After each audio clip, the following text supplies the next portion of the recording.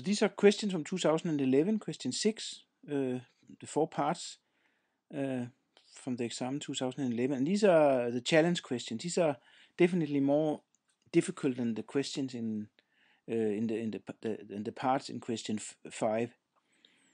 So each of them requires typically some kind of trick or some kind of things. But again, there are kind of standard techniques for it. So let's do one at a time. So the first step is obvious. So this must be a application introduction, and this step should also be okay. Application introduction. But now let's see. We have to justify the E.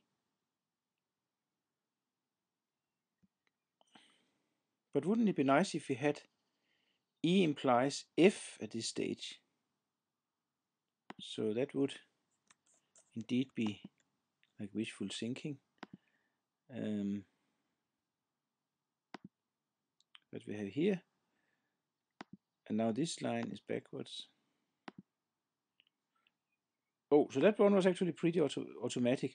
And funny enough, I think I said something a bit misleading before, because I suggested that these questions in number 6 was harder than the one in 5. But this one actually, I think, was the same as, more or less the same type of question as one of the ones in question 5, but in the last one in question 5. So same kind of technique. Okay, so but I'm sure the next one will be more challenging.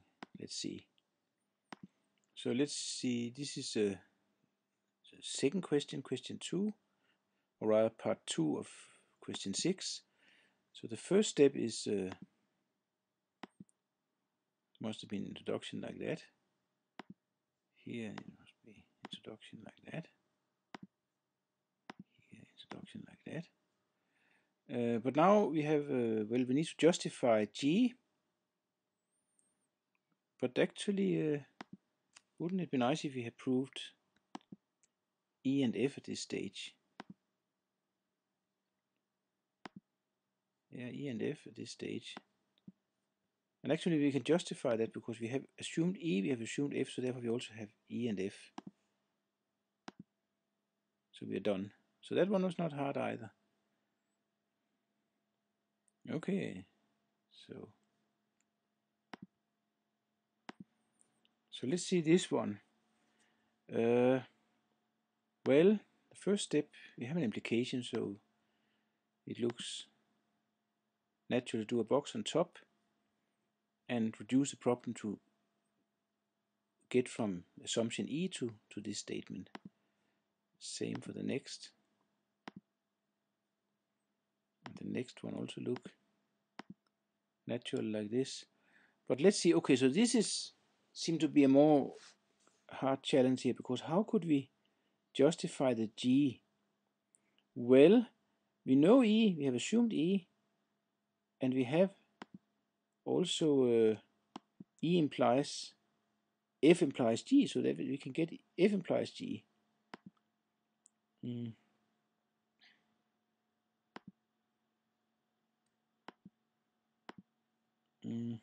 Let me see, why does it have a problem with that?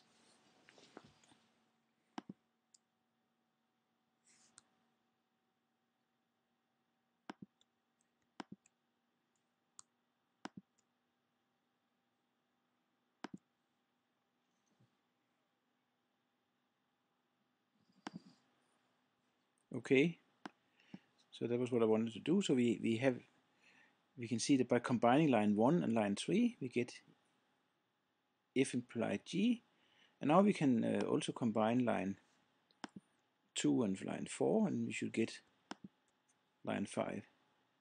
Let's see how that pins out. That should be a implication elimination. Yes, here we are. So this is a full proof.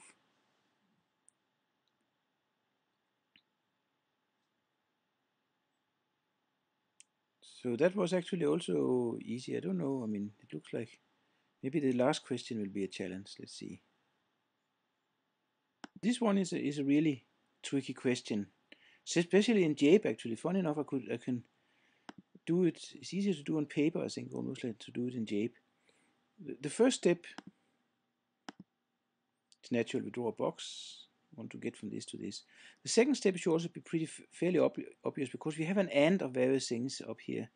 So it's natural to break it down into different parts. So for example, we can break it down to this one, and maybe this one we can break further down.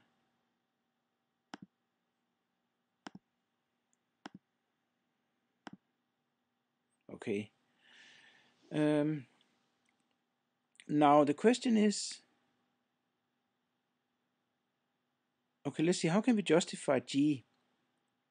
Well, one way to do it would be, if you look at line 2, we can see if we could somehow prove E.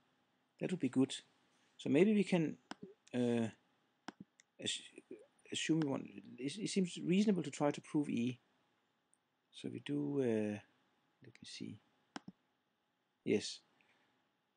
So this is a bit like wishful thinking here. We recognize that if you could prove E here, that would be great, because then by combining this E with this line, we could get our G. We might also, of course, have noticed that line 4 and 5 suggest that we have E. We should be able to get E from these two lines because they're kind of contradictory, because here we have not E implies not F, and here we have not E implies F. But see, here we actually need the classical rule, because we need, somehow we can see from line 4 and 5 that they seem to be a contradiction. It looks like not E leads to a contradiction, because it leads to two, we can both prove F and not F from not E. So let's try the classical contradiction here.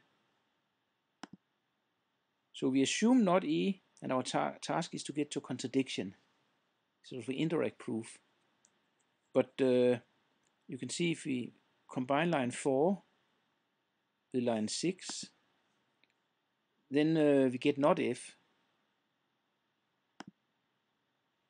On the other hand, if we combine line 5 with line 6, we get F.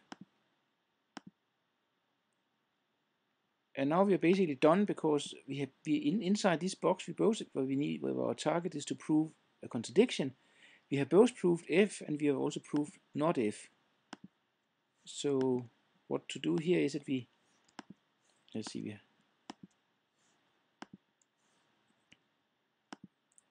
we do a not elimination, and then the proof is complete. So this would be the natural proof you will get. You will get 12 lines. I mean, it's for all of these proofs. It's quite common that there's just one way you can do them. I mean, there will be, so every correct answer will typically have the same number of lines and the same annotations. Everything will be exactly like this. You can say the model answer is more or less for each symbol is exactly this proof. But as I said before, sometimes there are some choices. Of course, it's not exactly, you have some choices, because you could have broken this conjunction up here. You could have broken down slightly different. You could have started to break it down so we got this line first. So there's these lines doesn't have to come exactly in that order, you can see. And also here, I suppose we could have argued for not F first and then F. So there are small changes in the proof, but I would say every reasonable proof will have 12 lines for this specific problem. But as I said many times before, of course, technically there are many other proofs that are correct, but if you sort of remove all the redundancies, this is sort of the canonical natural